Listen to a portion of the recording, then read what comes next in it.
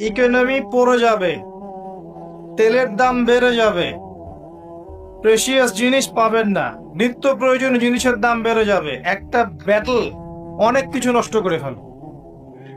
একটা যুদ্ধ বিশ্বের প্ল্যাটফর্ম চেঞ্জ করে ফেলতে পারে। সামনে একটা বড় ফাসাদ অপেক্ষা করছে, আল্লাহ ভালো জানেন। একটা বড় মালহামা হবে পৃথিবীতে, মহাযুদ্ধ। এই যুদ্ধে পৃথিবীর অনেক মানুষ মারা যাবে, এমনটা হাদিসের মধ্যে এসেছে। কে জানে, আল্লাহ ভালো জানেন এটা কবে হবে, কত সালে, কিভাবে হবে। আল্লাহ ভালো জানেন। এমন হতেও পারে এটাই সেই পারমাণবিক যুদ্ধের সূচনা, আল্লাহু আলাম।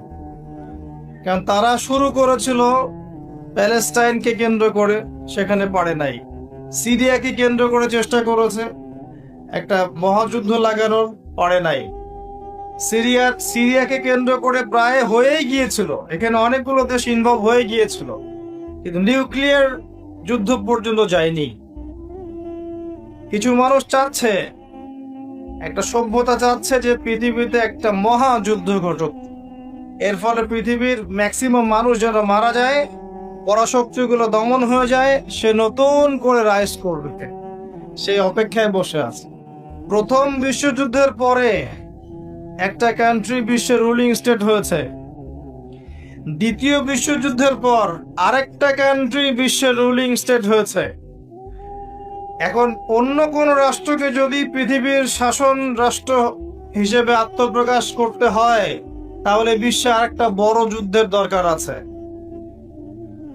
জ্ঞানী মানুষ ইশারা বুঝবেন, তারা এই চেষ্টাই করছে। এভাবে বিশ্বের পরাশক্তিগুলোকে তারা লড়িয়ে দেওয়ার চেষ্টা করছে, এবং পিছন থেকে তারা দাবার গুটি চালছে, তারা সামনে আসবে না।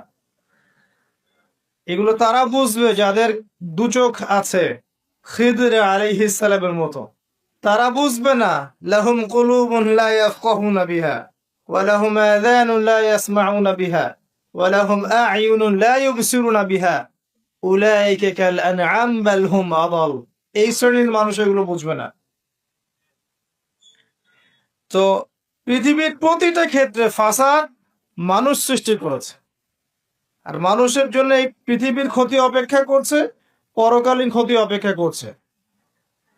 মানুষ বুঝতে পারছে না যে এর ফলে কি হতে পারে।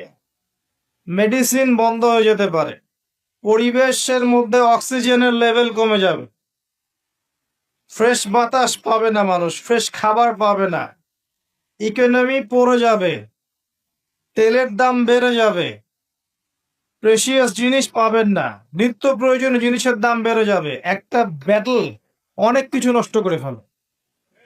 একটা যুদ্ধ বিশ্বের প্ল্যাটফর্ম চেঞ্জ করে ফেলতে পারে। আর যদি সেটা কোনো নিউক্লিয়ার যুদ্ধ হয় তাহলে তো কথাই নাই, যেখানে বোম একটা পড়বে, শেষ ম্যাসাকার। আর এখনকার নিউক্লিয়ার ওয়েপেন্স গুলো ওই জাপানের হিরোশিমা নাগাসাকির মতো নয়। এখনকার গুলো আরো অনেক শক্তিশালী। একটা বোমা একটা রাষ্ট্রকে উড়িয়ে দেওয়ার জন্য যথেষ্ট। মানুষ কঙ্কাল ছাই হয়ে যাবে, কিচ্ছু করতে পারবে না। আর যেসব রাষ্ট্রের এই ক্ষেপণাস্ত্র প্রতিরক্ষা ব্যবস্থা নাই, তাদের অবস্থা তো আরো অবস্থা খারাপ। কথা বুঝতে পারছেন না? ক্ষেপণাস্ত্র প্রতিরক্ষা ব্যবস্থা থাকে, কেউ যদি মিসাইল ছোড়ে সেটাকে আকাশেই ধ্বংস করা যায়। সেই প্রতিরক্ষা ব্যবস্থা যাদের নাই, তাদের কি অবস্থা হবে চিন্তা করতে পার। এই মালহামায় মুসলিমরাও জড়িয়ে যাবে। কারণ বিশ্ব এখন একটা, যেটা আমরা বলি যে গ্রামের মতো, ভিলেজ, একটা ওয়ার্ল্ড ভিলেজ, বিশ্ব একটা গ্রামের মতো হয়ে গেছে এখন। একদিকে ঢিল পড়লে আর একদিকে প্রভাব পড়বে।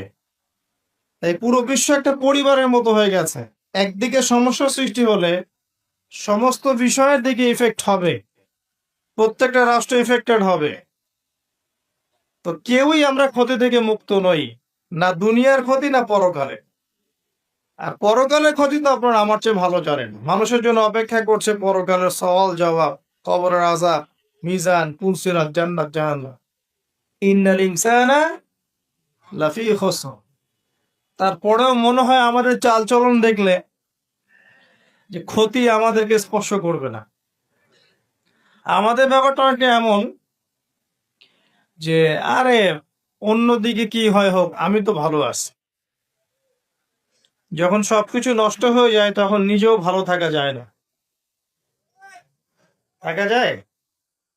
যখন সবকিছু নষ্ট হয়ে যায় তখন নিজেও আর ভালো থাকা যায় না। তো আমাদের ভাগ্যেও ক্ষতি অপেক্ষা করছে, এটা সময়ের ব্যাপার মাত্র। এখনো যদি আমরা সচেতন না হই, নিজেদের ফিউচারের চিন্তা না করি, নিজেদের আমল, আকীদা, পরিবার, রিজিক এগুলোকে না গুছিয়ে নেই, তাহলে সমস্যা আছে। আমরা কি সমস্যায় পড়তে চাই? আল্লাহ পাক আমাদের সবার আকীদাকে পরিশুদ্ধ করুন, আমিন। বেশি থেকে বেশি নেক আমল করার তৌফিক দান করুন, আমিন। আমাদের পরিবারগুলোকে আল্লাহ পাক জান্নাতি পরিবার রূপে কবুল করে নিন, আমিন। সবাইকে আল্লাহ পাক হালাল রিজিকের ব্যবস্থা করে দিন। দিন ইসলামকে প্রতিষ্ঠা করার তৌফিক আল্লাহ পাক আমাদেরকে দান করুন।